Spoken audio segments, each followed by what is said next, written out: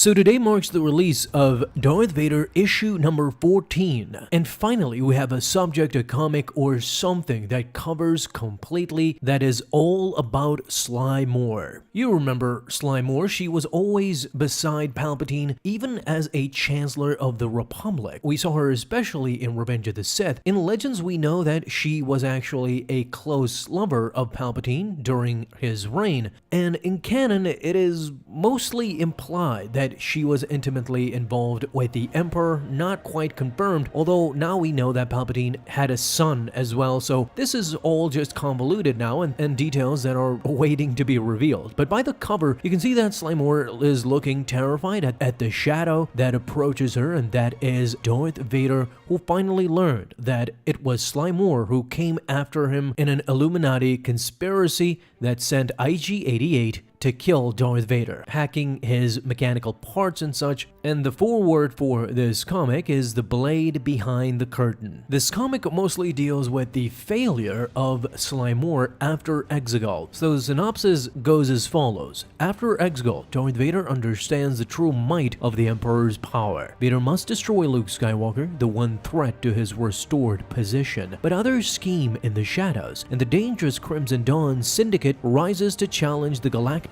power structure. Vader has brought Boku the Hutt to heel and foiled an assassination attempt by IG-88, who hired the deadly droid to kill Darth Vader. This is one of the first Darth Vader comics that kind of dilutes the timeline a bit, because this isn't immediately after issue number 13 where we left off. This is actually around issue number 12 where Darth Vader's parts are finally restored on Coruscant. He gets operated on and gets a brand new suit. If you remember that video, I made that a couple of months ago. As I said, issue number 12. On Coruscant, there are two Imperials dragging the Battle-droid parts that Darth Vader had implemented into his body back on Mustafar when he had nothing of use. Incredible, says one of the Imperials. He was walking around with this junk, and he survived an attack by a Suma Verminoth. That's what they say, says the Imperial as he's carting off the parts. Nothing can stop him now, as Darth Vader is walking away with Ochia Bestoon, which we know from issue number 13 they were going straight for Boku the Hutt after this encounter. But behind them is Sly Moore, angry and furious, to the point where jealousy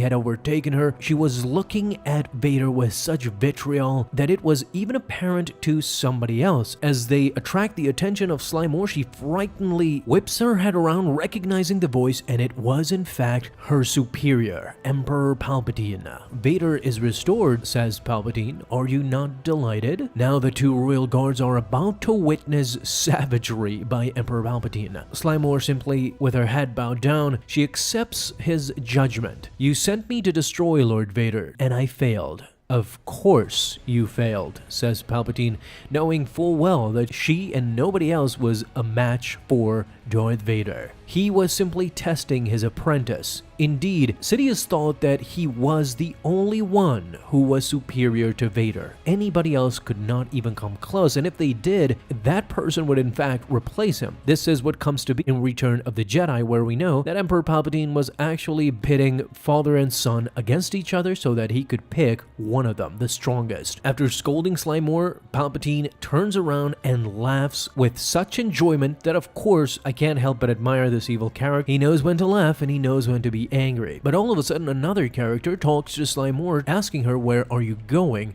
And it is Mas Amida. To the palace, Grand Vizier, says Sly Moore. No, your services are required in the pre-screen department.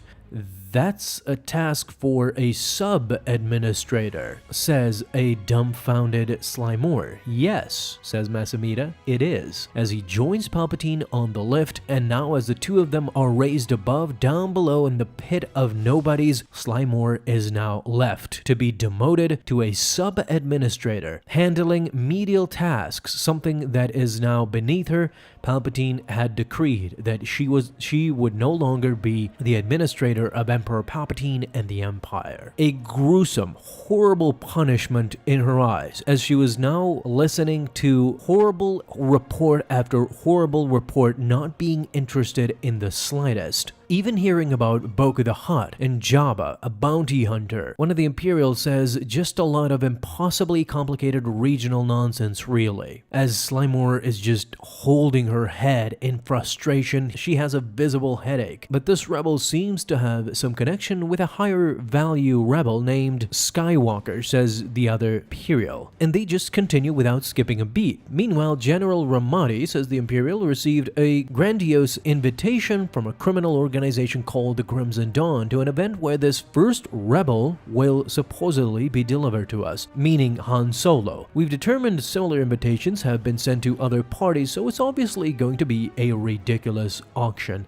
We recommend sending it to intelligence. Wait, says Sly Moore. Skywalker, now her interest is piqued. She knows exactly who Skywalker is. Not only does she remember that it was the one-time name of Darth Vader, Anakin Skywalker, which, serving alongside Chancellor Palpatine from the Republic at the time, Anakin was a frequent visitor of the Chancellor. She knows Anakin very well, and now knows that Luke Skywalker is his son, that Vader has been chasing all around. Not only Vader, but Emperor Palpatine as well. This gives her an idea. Sly Moore is simply walking about thinking to herself, how do I get back at the top? As she lingers towards Palpatine's offices, she knows that in order to be back there, she needs to go straight for Darth Vader, as she is now in the Imperial Repair Subblock 7626 looking at Darth Vader's armor schematics. All of a sudden, a voice can be heard, and again, it was Grand Vizier Amida. What need does a sub-administrator of the court have to view the specifications of Lord Vader's armor? But just like you, says Sly Moore, I seek assurance that Lord Vader's restoration is complete. Now, Sly Moore here, as you can see, raises her hand towards the Grand Vizier, and in part number 2 of this issue, the second video that is coming tomorrow, you will understand why is this the case, because it is the most shocking reveal